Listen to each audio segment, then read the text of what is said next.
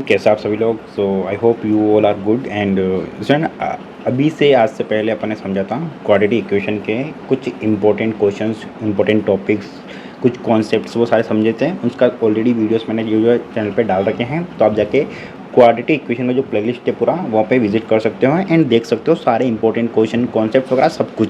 और आज के इस वीडियो में हम डिस्कस करने वाले हैं समरी, ठीक है, जिसमें मैंने अभी तक जो भी पढ़ाया उनको मैं शॉर्ट में आपको वापस बताने वाला हूँ। अगर आप एग्ज़ाम देने जाओगे या फिर अगर आप वापस रिवाइज या रिवीजन करोगे तो आपको इस वीडियो के अंदर सारा कुछ समझ में आ जाने वाला है, ठीक है। तो सबसे पहले है in this chapter you have studied the following points, ठीक है। तो यहाँ पे 5 चीज़ें जो है, 5 पॉइंट जो है वो इम्पोर्टेंट हैं इस चैप्टर के, वो सारी चीज़ें अपन यहाँ पे बताएंगे। सो सबसे पहले आता है एक quadratic equation in the variable x is the form x square plus B x plus C is equal to zero where a b and c are real numbers and a is not equal to zero. मतलब जो quadratic equation होते हैं उसका general जो form है वो होता है A x square plus B x plus C is equal to zero, और वहाँ पे सिर्फ एक ही वेरिएबल होता है, वो होता है एक्स, ठीक है। एक्स जो है वो वेरिएबल है और ए बी और सी जो है ये तीनों जो है वो रियल नंबर्स हैं। मतलब इनकी कोई वैल्यू है 5 6 7 कुछ भी वैल्यू इनकी होगी, बट यहाँ पे x जो है वो वेरिएबल होगा जिसकी अपने को वैल्यू फाइंड आउट करनी रहेगी, जिसको अपन रूट भी बोलते हैं, ठीक है। और a का जो वैल्यू है वो जीरो नहीं हो सकता है। यहाँ पे b ज़ीरो हो सकता है, c ज़ीरो हो सकता है, बट कभी भी एक्स स्क्वायर वाला जो टर्म है वो उसका जो कोफिशिएंट है वो जीरो नहीं हो सकता, मतलब a जो है वो ज़ीरो नहीं हो सकता है। ये आ गया पहला point. Second point, a real number alpha is said to be root of the quadratic equation a x square plus B x plus C is equal to zero. मतलब यहाँ पर अल्फा जो है ना वो इस इक्वेशन का मान लो सपोज रूट है, किस इक्वेशन का, A x square plus B x plus C is equal to zero, इस इक्वेशन का। अगर अपन ये इसका रूट है, मतलब रूट का मतलब क्या हुआ है, इसका सॉल्यूशन है, मतलब एक्स का जो वैल्यू है वो अल्फा है, ठीक है। अगर एक्स का वैल्यू अल्फा जो है अगर अपन इस इक्वेशन में पुट करेंगे तो इस इक्वेशन की जो वैल्यू है वो क्या आएगी, ज़ीरो आएगी। मीन्स इसको लिख सकते हैं अपन A alpha square plus B alpha plus C is equal to zero. मतलब एक्स का जहाँ पे भी एक्स है ना वहाँ पर अपन अल्फ़ा को पुट कर सकते हैं एंड उसका जो वैल्यू आएगा वो आएगा जीरो, ठीक है।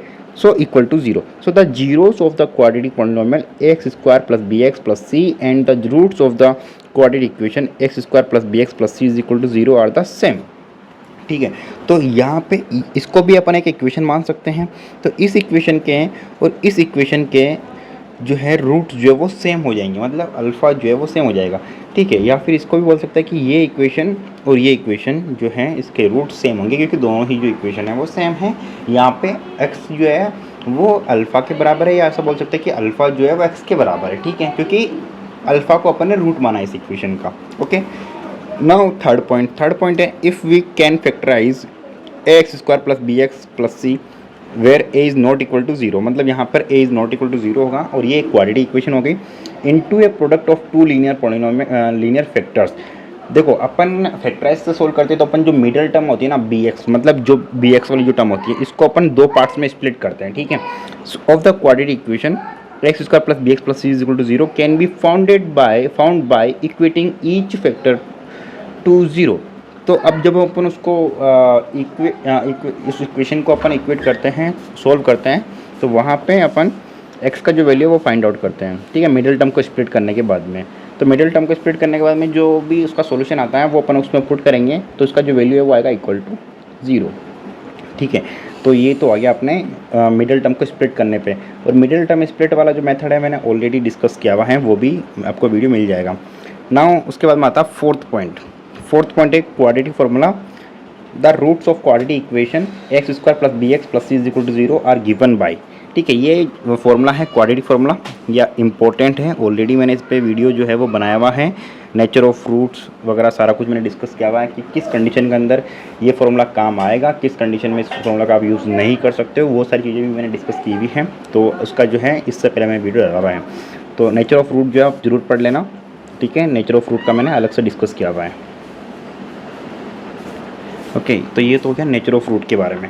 और ये फॉर्मूला जरूर आप याद कर लेना, अगर आपको कोई इक्वेशन दी हुई हो और उसको बोले कि आपको क्वाड्रेटिक फार्मूला से इसको सोल्व करना है, तो क्वाड्रेटिक फार्मूला से जब सोल्व करना होता है तो आपको ये फार्मूला लिखना है x is equal to minus b plus minus b square minus 4ac upon 2a, ठीक है। तो इस फार्मूला को बोलते हैं क्वाड्रेटिक फार्मूला, ठीक है। हिंदी में बोलते हैं इसको सिद्धाचार्य फार्मूला, ओके।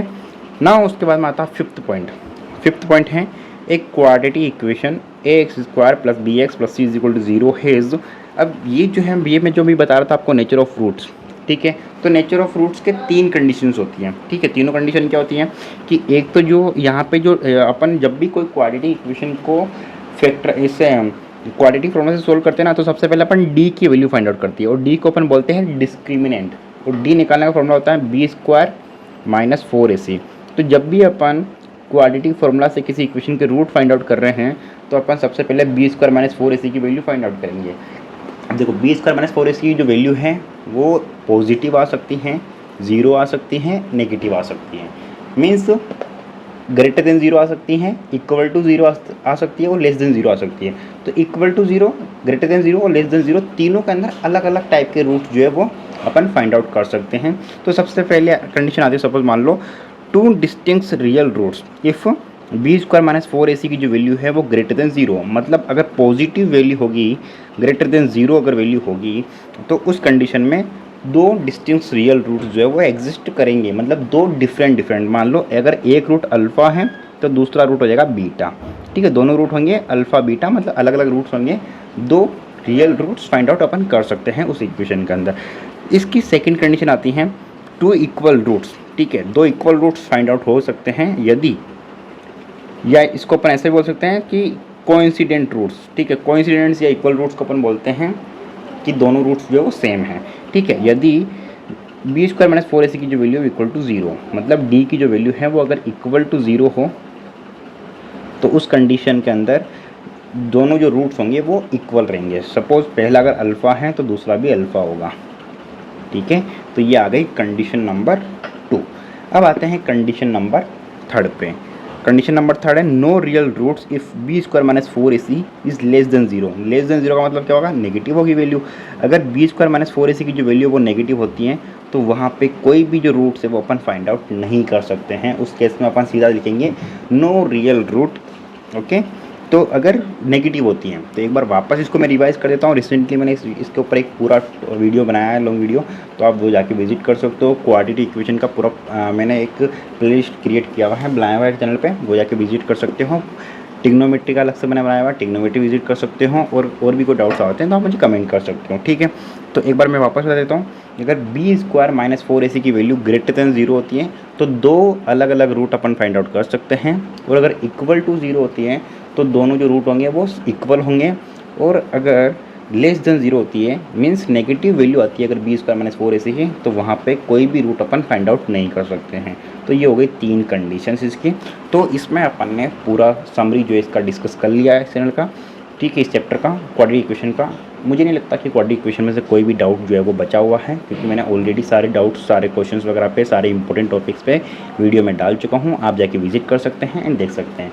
और भी कोई डाउट्स हो तो आप मुझे अपना डाउट जो है 9982435001 इस नंबर पे आप मुझे अपना कमेंट मैसेज कर सकते हैं व्हाट्सएप पे, या फिर आप मुझे इंस्टाग्राम पे मैसेज कर सकते हैं mehend_01, ठीक है।